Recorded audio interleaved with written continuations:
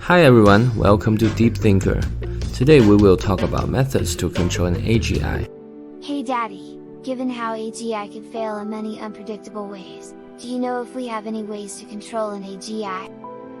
Yes, there are numerous ways we can try to control an AGI, but they all have limitations and may not work as intended. Let's dive deeper into the first and second principal agent problems.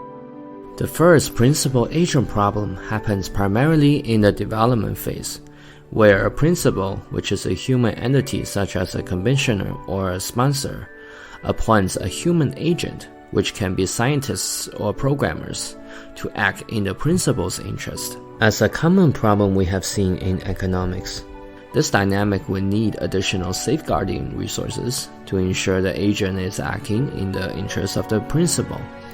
These safeguarding techniques include personnel background checks, version control, and oversight from independent monitors and auditors. In addition to the first principal problem, we also face a second principal agent problem during the operational phase, where a human principal appoints an AGI agent to act in the former's interest.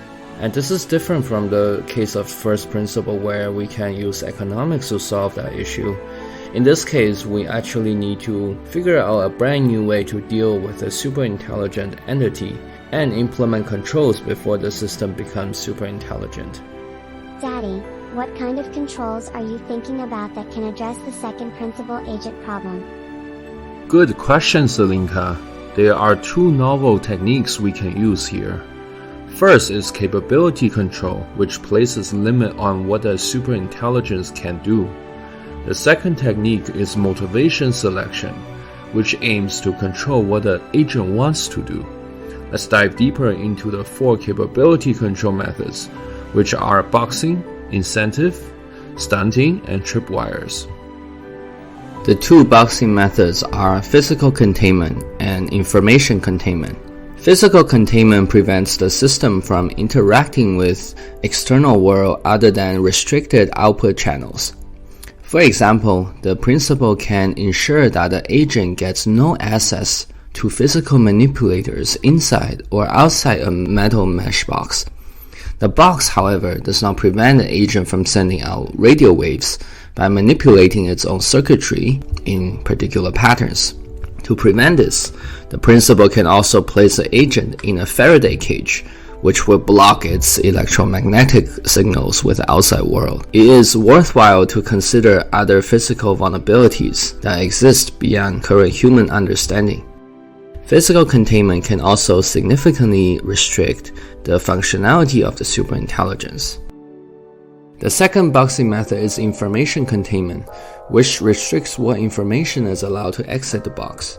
For example, one can isolate the agent from information communication networks and allow it to communicate through only low bandwidth interfaces such as single bit outputs and singles teletype. The biggest disadvantage with information containment is that the agent, when sufficiently intelligent, can persuade human gatekeepers to provide access to higher bandwidth communication networks.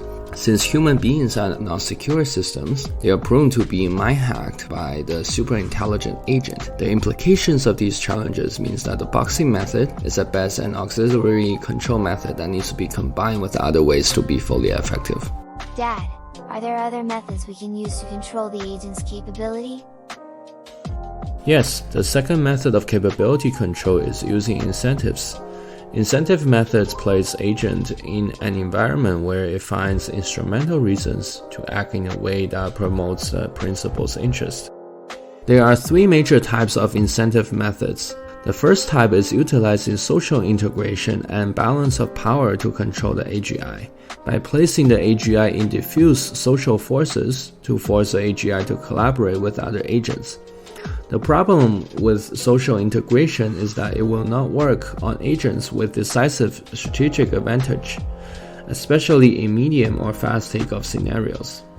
Since these agents will have the power to morph social interactions in their favor, it will only work in a multipolar scenario where a number of agents will have a similar level of capability. The second method is to provide a stream of cryptographic reward tokens to the agent as long as AI is cooperative. These tokens are sequences of numbers serving as keys to ciphers that were generated before the agent was created and deeply integrated into its motivation system. These are extremely desirable to the AI and would be designed in such a way that if the agent tries to seize them, it would be automatically destroyed. As a result, the AI would cooperate when the risk of defecting is higher than the risk of cooperating. The agent can even give the AI a bounded utility function with a high discount rate, which would discourage the agent from planning long-term that jeopardizes their short-term rewards. The problem with this approach is that if the AI calculates the risk of defecting is lower than the risk from the operator itself, the AI can decide to not trust the human operator and seize control of the reward mechanism directly. The third method is Anthropic capture, which the AI thinks it might be in a simulation, and so it tries to behave in a way that will be rewarded by its simulators. If the AI with resource-satiable goals believes that it will have a higher chance of achieving its goals if it does not attempt to escape the simulation or contravene the goals of its creator, it will be more likely to cooperate. Cool, Daddy, I learned a lot today. Are there any other capability control methods you can teach us? Yes, the third method of capability control is stunting. Stunting limits the system's cognitive faculties, or its access to information. It can be done by running the AI on hardware that is slow or has limited memory, and restrict the information inflow to the system. It can be very challenging to strike the delicate balance between stunting too much and stunting too little. Stunting too much will limit the AI's usefulness, while stunting too little can risk the AI being too intelligent to find ways to escape control. Information control can also be problematic. If you only provide AI limited narrow domain information, the agent can leverage its general background information to reason and derive lots of useful information from it. For example, if we provide a sequence of DNA to the agent could infer about the state of human knowledge, the methods and instruments to study peptides, fabrication technologies needed to create these instruments, the state of the society that can conceive such a technology, and what kind of control methods would be attempted and how these methods can be defeated. Therefore, information deprivation is at best an auxiliary method to regulate the rate of capacity gain in intermediary AI. Dad, it seems like the boxing, incentive, and stunting methods you talked about so far are only partially effective. Are there any other methods we can use to control an AGI's capability? Yes, let's explore the fourth and final capability control method known as Tripwire. The concept of a tripwire involves around performing diagnostic tests on an AI system and shutting it down if we detect signs of dangerous activity. The programmer can scrutinize the recording of the suspicious activity and either make changes to the AI's code before restarting it or abandon it altogether if the problem is deep-rooted.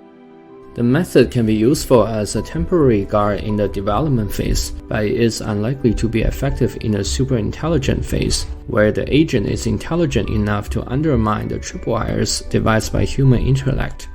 There are three major types of tripwire. The first type is a behavioral tripwire. AI designers can set up honeypots, which are strategically placed temptations for a malfunctioning AI to commit an observable violation. For example, if an AI is designed without a desire to access the internet, we can create a fake Ethernet port and see if the AI will attempt to access it. The second type of tripwire involves monitoring the AI's ability. If the ability of the AI is suddenly improving drastically or is unexpectedly high in certain domains, the system can be paused or shut down for further monitoring. The third type of tripwire involves monitoring the internal content and processes of the AI. For example, modifications to the AI's final goals, beliefs, plans, sub-goals would be scrutinized and trigger an automatic shutdown and review. However, there can be challenges in architectures such as neural networks, where internal states are nested in latent representations and cannot be easily understood by observing the code directly. To summarize, today we have talked about the first agent problem, where we can use economic theory and resources to control risks between a principal and a human agent. We also talk about the second agent problem, where a principal needs to control a machine agent through either capability control and motivation selection. We walk through the 4 primary capability control methods, including boxing, incentives, stunting, and tripwires. In future videos, we will do a deep dive into motivation selection methods as a second way to control an AGI. To make sure you don't miss a video, don't forget to subscribe to Deep Thinker channel and click the bell icon. Thank you for watching the video today. If you enjoyed the content, please don't forget to give this video a thumbs up and also check out other videos in the Deep Thinker channel. See you next time.